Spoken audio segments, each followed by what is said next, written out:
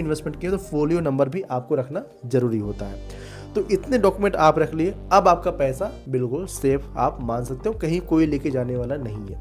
अब बात करते हैं आखिर मिलता कैसे है, कैसे पता लगेगा आपका फोलियो नंबर क्या है, ये सब कैसे पता लगेगा।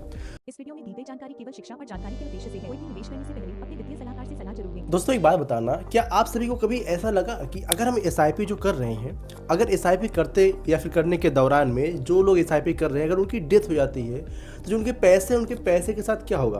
क्या उनका पैसा मिलेगा या फिर पैसा डूब जाएगा?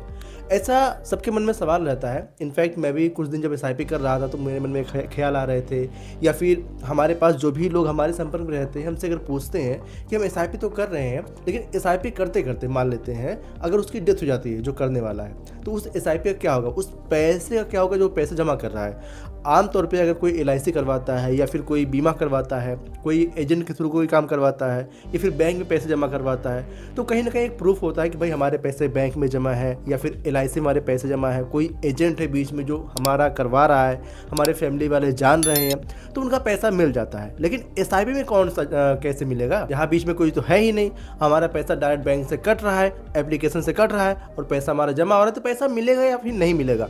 तो इसी के बारे में दोस्तों ना इस वीडियो में बात करने वाले हैं। अगर आप एसआईपी कर भी रहे होंगे या फिर करने के बारे में सोच रहे हैं तो जरा सा इस वीडियो में 2-4 मिनट अपना दीजिएगा और आपको समझ में आ जाएगा कि आपको क्या करना चाहिए और कैसे मिल सकता है आपका पैसा अगर कोई ऐसे कोइंसिडेंस हो जाते हैं, कोई ऐसी चीज़ें हो जाती हैं जो नहीं होनी चाहिए, तो उसके बारे में क्या हमें करना चाहिए। देखिए, सबसे पहले सवाल दोस्तों क्या आता है कि अगर हम जो एलआईसी वगैरह करवाते हैं तो बीच में एक एजेंट होता है।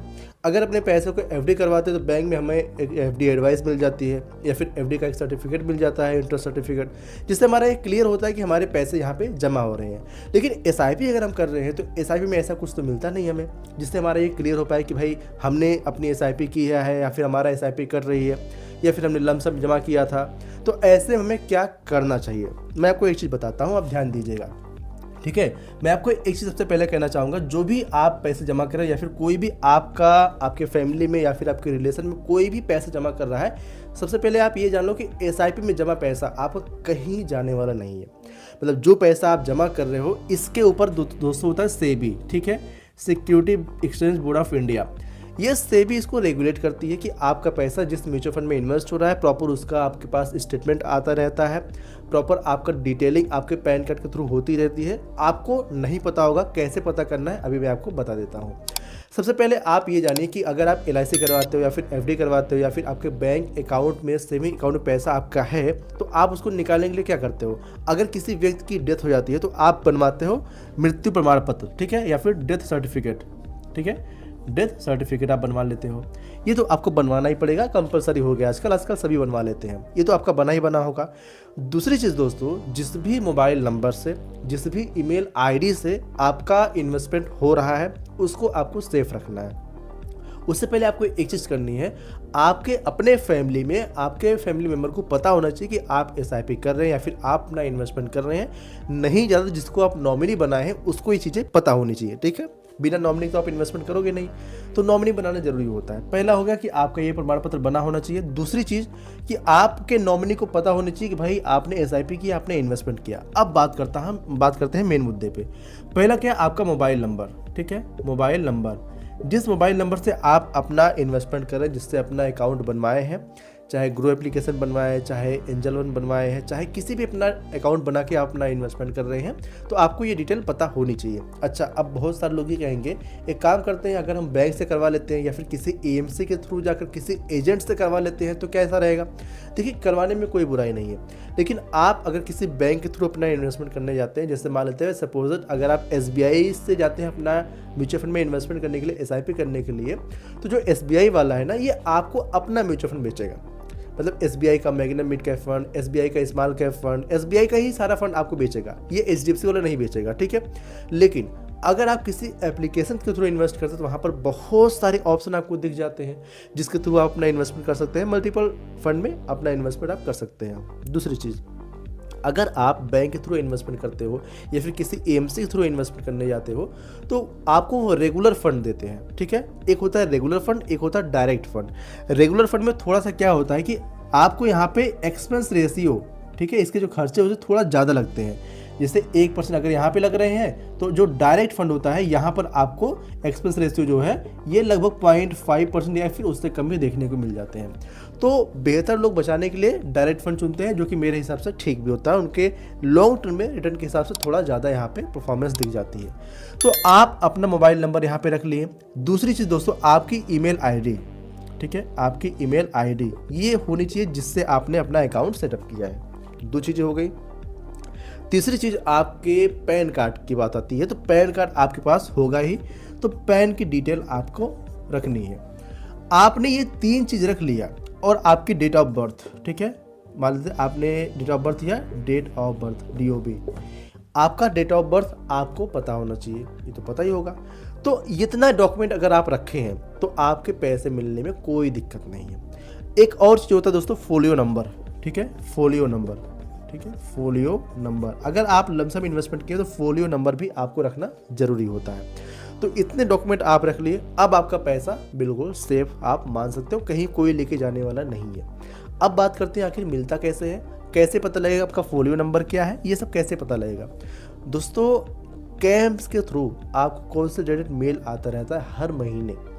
जहाँ पे आपने इन्वेस्टमेंट किया उससे कोई मतलब नहीं है, कैम्प्स के थ्रू आपके पैन नंबर के थ्रू आपको हर महीने ईमेल आते रहते हैं, जिस मेल आईडी को आपने इन्वेस्टमेंट का अपना बनाया है उसी पे आपको मेल आते रहेंगे हर महीने कि आपने इतना इन्वेस्टमेंट किया, आपका इतना पोर्टफोलियो बना है, सारी डिटेल आपको वहाँ पे आती रहती है। ये तो पहला चीज़ हो गया। दूसरा चीज़, आपको जिस भी AMC में आपने SIP किया है, जिस भी AMC में आपने इन्वेस्टमेंट किया है, उस AMC के द्वारा आपको मेल आता है कि भाई आपका पोर्टफोलियो नंबर ये है, आपका जो इन्वेस्टमेंट हुआ ये है, आपका इतना यूनिट मिला है, इतने यूनिट का प्राइस अभी बढ़ा है, तो आपको ये मेल आते रहते हैं, ठीक है, आपके ईमेल आईडी पे। तो 2 तरीके से आपको पता लगेगा कि आपका इन्वेस्टमेंट कहाँ हुआ है। तीसरी चीज़ दोस्तों बता देते हैं कि आपने इतना डॉक्यूमेंट रख लिया, आप अब क्या करेंगे। आप देखिए, आप उस एप्लीकेशन से भी अपना विड्रॉल प्रोसेस डाल सकते हैं, ठीक है, जिस एप्लीकेशन में अपना इन्वेस्टमेंट आपने अकाउंट बनाया, सपोज अगर मान लेते हैं आपने एंजल वन बनाया है, तो वहाँ से आप विड्रॉल प्रोसेस डाल सकते हैं, वहाँ से अपने पैसे आप विड्रॉल कर सकते हैं, नॉमिनी के अकाउंट में पैसे चले जाते हैं। दूसरी चीज़, आपको AMC की वेबसाइट पे चले जाना है, वहाँ पे जाकर आपको अपना फोलियो नंबर या फिर आपको अपना पैन नंबर और मोबाइल नंबर, ईमेल आईडी ये डालने का ऑप्शन आता है, या फिर डेट ऑफ बर्थ डालने का ऑप्शन आता है, उसको डालकर आप ओपन कीजिए। और जैसे ही आप ओपन करेंगे आपको दिख जाएगा कि भाई आपने अपना इन्वेस्टमेंट कितना किया है और इसको आप कैसे विड्रॉल कर सकते हैं। तो बिल्कुल सिंपल प्रोसेस है। अगर आपको पूरा प्रोसेस जानना है कि किस तरीके से हम करते हैं, तो अगर आपको ये जानना है ना, तो हमें कमेंट बॉक्स में बताइएगा प्रोसेस, ठीक है, कमेंट बॉक्स में आप प्रोसेस लिख दीजिएगा, हम इस पर वीडियो बना के देंगे डिटेल में किस तरीके से विड्रॉल आप करते हैं। एक आध फंड आपको विड्रॉल करके दिखा देंगे तो आपको समझ में आ जाएगा। तो बिल्कुल सिंपल, कुछ भी आपको करने की जरूरत नहीं, AMC के वेबसाइट पे आपको जाना है और AMC के वेबसाइट पे जाने के बाद आपको mobile number, email ID, pan number या फिर डेट ऑफ बर्थ नंबर आप डालकर लॉगिन कर सकते हैं। कैसे पता लगे किस AMC में आपने अपना इन्वेस्टमेंट किया है, आपने SBI में किया है कि HDFC में किया है, किस में इन्वेस्टमेंट किया है, ये पता लगता है कैम्स के थ्रू जो आपको मेल आता है, ठीक है। कैम्स के थ्रू आपको जो मेल आता है उसमें पूरा डिटेल दिख जाता है कि आपने कितना इन्वेस्टमेंट किया है, कौन कौन से AMC में किया है, SIP किया या फिर लमसम किया है, सारी डिटेलिंग आपको यहाँ पे कैम्स की वेबसाइट पे आपको दिख जाएगी। अगर आपको मेल आता है तो दिख जाएगा, अगर आप मेल नहीं देख पा रहे हैं तो कैम्स की वेबसाइट पे जाकर अपना पैन नंबर डालकर, अपना डेट ऑफ बर्थ डालकर आप लॉगिन करके वहाँ से भी कॉन्सोलिडेटेड जो है कि डॉक्यूमेंट डाउनलोड कर सकते हैं। बिल्कुल सिंपल है, कोई आपका पैसा जाने वाला नहीं, कहीं आपको जाने की ज़रूरत भी नहीं है।